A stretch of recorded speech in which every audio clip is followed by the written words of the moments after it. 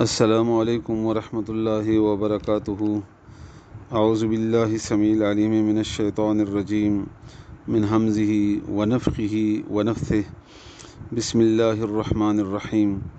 رب اشرح لي صدري ويسر لي أمري واحلل عقدة من لساني يفقه قولي. رب زدني علما. إن شاء الله نن بسورة هود آیت نمبر 38 او 39 38 39 یعنی 38 او 39 بوایو. الله تعالی دی وینا، الله تعالی دی اوریدو، الله تعالی دی قرآن کریم باندې پوها، بیا دی الله تعالی عمل کولو توفیق موږ تاسو ټول ترا کی. الله دې موږ تاسو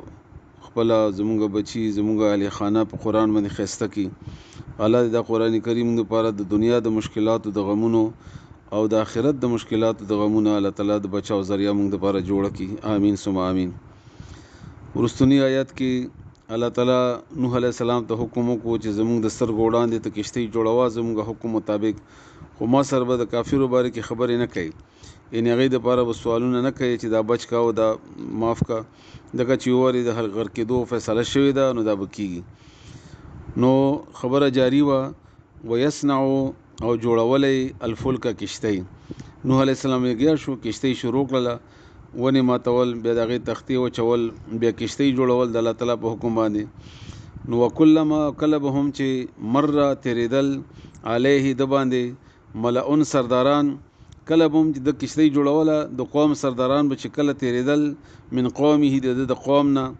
سخرو نو ټوکې به کولې منه د پورې، نوح علیہ السلام پورې به ټوکې کولې چې دا وګوره په وچې ځمکې کشتۍ جوړوي،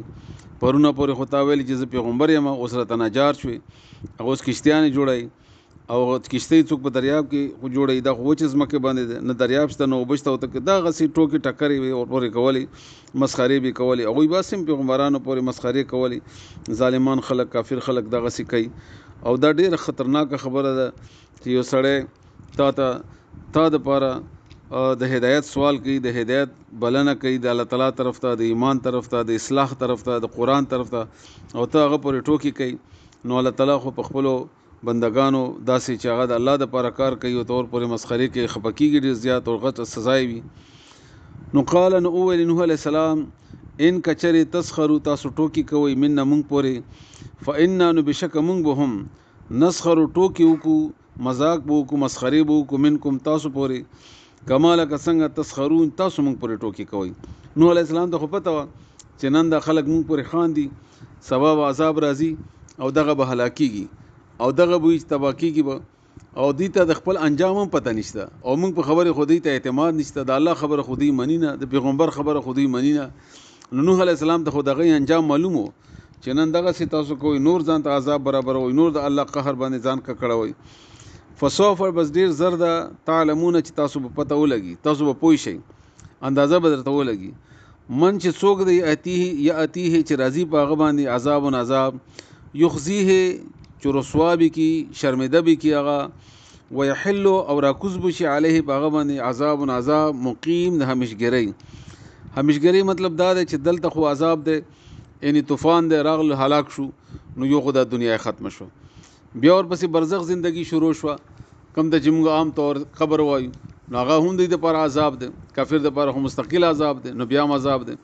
بیا قیامت دی بیا هم عذاب دی، بیا جهنم دی بیا هم عذاب دی، نو مستقل عذاب دی، عذاب عذاب عذاب عذاب عذاب، خلاصېدل نشته. دنیا کې خو که چا باندې تکلیف وي، مصیبت وي، مشکل وي، نو څوک یې ملګرتیا وکړي، څوک یې علاج وکړي، څوک یې خپلولي وکړي، څوک غمرازي وکړي ورسره، یا زیات نه زیات مړ به شي بس، او دا وایي چې یاره مړ به شم بس خلاص به شم. نو د کافر د عذاب او د آخرت د عذاب خو داسې دی چې یو وارې شروع شو دا خو ختمیږي نه. او څنګه بدقسمتي ده دغه سړي چې یو وارې د آخرت عذاب شروع شي، نو که دی چغې ووایي او که دی وژاړي او که دی فریاد کوي، بس مستقل عذاب دی. دا کیفیت چې سړی رعایت کړي، یره راشي سړي باندې الله تعالی دې موږ خپل عذاب نه بچ کړي، یا الله تعالی موږ دنیا او د آخرت عذابونو نه بچ کړه، الله موږ معاف کړه، موږ باندې خپل رحم و کرم وکړه، ته مهربان ذات یا الله تعالی. اللهم یا مقلب القلوب ثبت قلوبنا علی دینک، موږ په خپل دین باندې الله تعالی ثابت قدمه کړه، موږ او زموږ بچي او زموږ ټول مسلمانان، الله تعالی موږ د خپل عذاب نه بچ کړه. آمین ثم آمین. ويصنع الفلک ویصنعو او جوړولی الفلک کشتی وکلما او کله به چې هم مره تیریدو علیه په ده باندې ملعن سردار یا سرداران من قومه دغه د قوم نه سخرو نو ټوکې به کولې منه هغه پورې ان نوح علیه السلام پورې قال نو ویل نوح علیه السلام ان تسخروا کتا سو ټوکې کوي نن ورځې منا مونږ پورې فإنا نو بشک مونږ به نسخرو ټوکې وکړو یعنی سبا ورځې منکم تاسو پورې کما لکه څنګه تسخرون تاسو ټوکې کوئ مونږ پورې فسوف به ډېر زر ده تعلمونه چې تاسو به پوه شئ پته به درته ولګي من چې څوک دی یا اتیه راځي هغه باندې عذاب عذاب یخزیه چې هغه به شرمېده کي او به شرموي ویحل او راکوز به شي علیه په ده باندې عذاب عذاب مقیم د همیشګرۍ